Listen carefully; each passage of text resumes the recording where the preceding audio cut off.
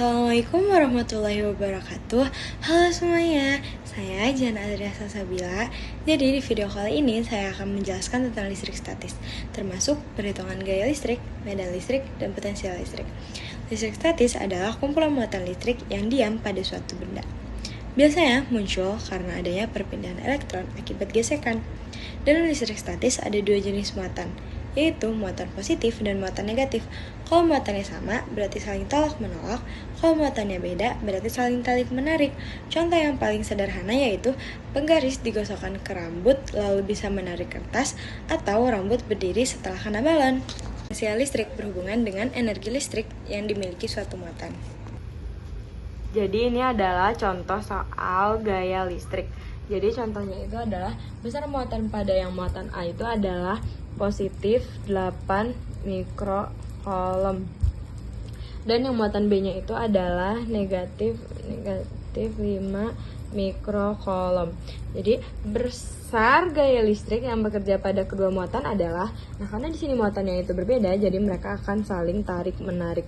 Di sini berjarak itu adalah 10 cm. Di sini kita tulis yang diketahuinya dulu, yaitu Q1. Q1-nya itu adalah muatan A, yaitu 8 mikrocoulomb. Di sini per 1 mikrocoulomb itu sama dengan 10 pangkat negatif 6 coulomb. Jadi ini 8 dikali 10 pangkat negatif 6 coulomb. Untuk yang Q2-nya juga sama seperti yang Q1. Jadi 5 mikrocoulomb yaitu sama dengan 5 dikali 10 pangkat 6 coulomb. Untuk di sini jaraknya juga yaitu 10 cm. Di sini kita harus ubah ke meter, berarti 10 per 100. Di sini kita coret nolnya, berarti 1 per 10 adalah 10 pangkat 1. Kenapa di sini 1? Karena nolnya sisi 1. Kenapa negatif? Karena ini bentuknya pembagian.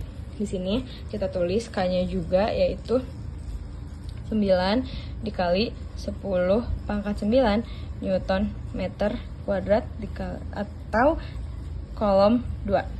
Di sini kita langsung masukin aja rumusnya, yaitu F sama dengan K dikali Q1 dikali Q2 per R kuadrat. Nah, di sini kita masukin dulu K-nya itu adalah 9 dikali 10 pangkat 9. Terus di sini kita masukin Q1-nya itu adalah 8 dikali 10 pangkat negatif 6. Di sini kita masukin Q2-nya itu adalah 5 dikali 10 pangkat negatif 6. Per di sini adalah 10 pangkat 1. Pangkat negatif 1. Jangan lupa di sini kasih kuadratnya juga. Nah, di sini kita masukin dulu angka-angka yang tidak berpangkat, berarti 9 dikali 8 dikali 5. Nah, di sini kita masukin angka-angka yang berpangkat itu 10. Di sini kita masukin aja pangkatnya itu ada pangkat 9, ada pangkat negatif 6, ada pangkat negatif 6 juga. Di sini per 10. Nah, di sini negatif 1 dikali 2 yaitu negatif 2. Pangkat negatif 2. Nah, di sini kita langsung aja 9 dikali 8 dikali 5 adalah hasilnya 360 dikali. Nah, di sini 9 dikurangi 6 adalah 3, 3 dikurangi 6 adalah negatif 3. Jadi 10 negatif 3 per di sini kita tulis lagi 10 per negatif 10 pangkat negatif 2. Sorry. Nah, terus di sini kita tulis lagi aja. Berarti 360 dikali 10 per pangkat negatif 3 dikurangi, karena bentuk perbagian di sini dikurangi negatif 2.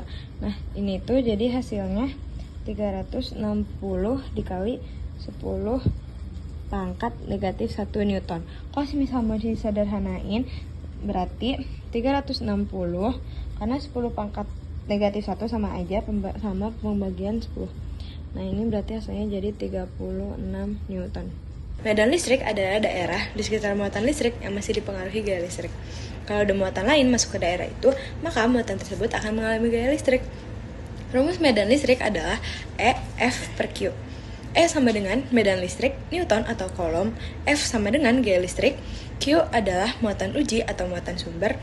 R sama dengan jarak dari muatan sumber.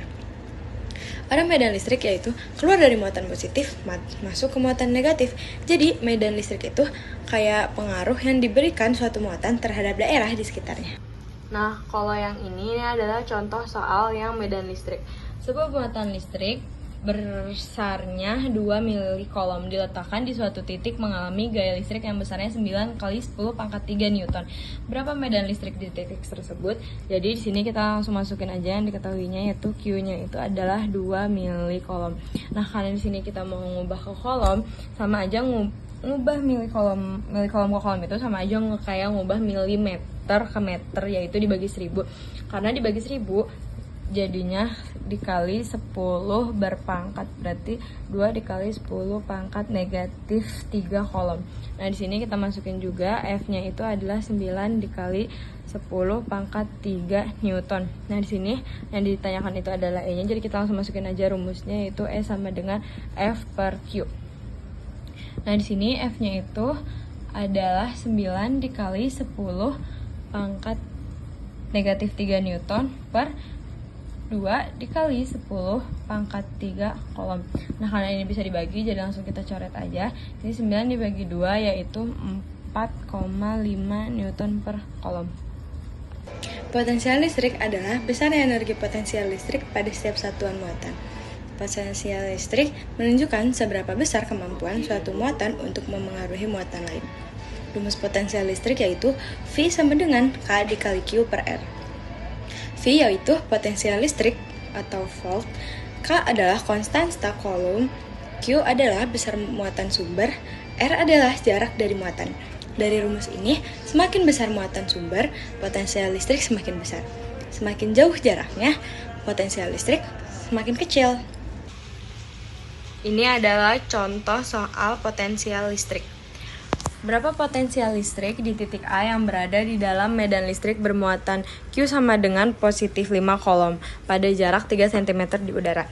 Jadi kita di sini catat dulu yang diketahuinya, Q-nya itu adalah positif 5 kolom. Di sini jaraknya itu adalah R-nya itu 3 cm, di sini kita ubah ke meter.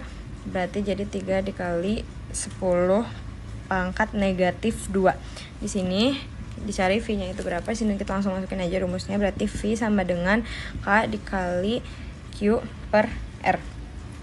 Nah, sini seperti yang sudah diketahui, K-nya itu adalah 9 dikali 10 pangkat 9 dikali Q-nya itu adalah 5 per R-nya itu adalah 3 dikali 10 pangkat negatif 2. Di sini ada yang bisa dibagi, jadi kita langsung bagi aja. Nah, di sini 5 dikali 3 adalah 15. Karena di sini pangkat basisnya 10-nya itu dinaikkan ke atas, berarti berubah jadi positif, berarti jadi 10 pangkat 2. Di sini berarti 9 ditambah 2 itu adalah 11, jadi 15 dikali 10 pangkat 11 volt.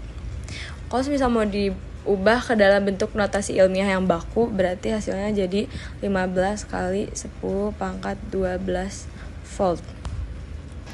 Jadi itu dia pembahasan kita tentang listrik statis, mulai dari bagaimana muatan listrik bisa terbentuk, sampai penjelasan tentang gaya listrik, medan listrik, dan potensial listrik. Dari materi ini, kita jadi tahu kalau benda-benda di sekitar kita ternyata bisa saling tarik-menarik atau tolak-menolak karena adanya muatan listrik.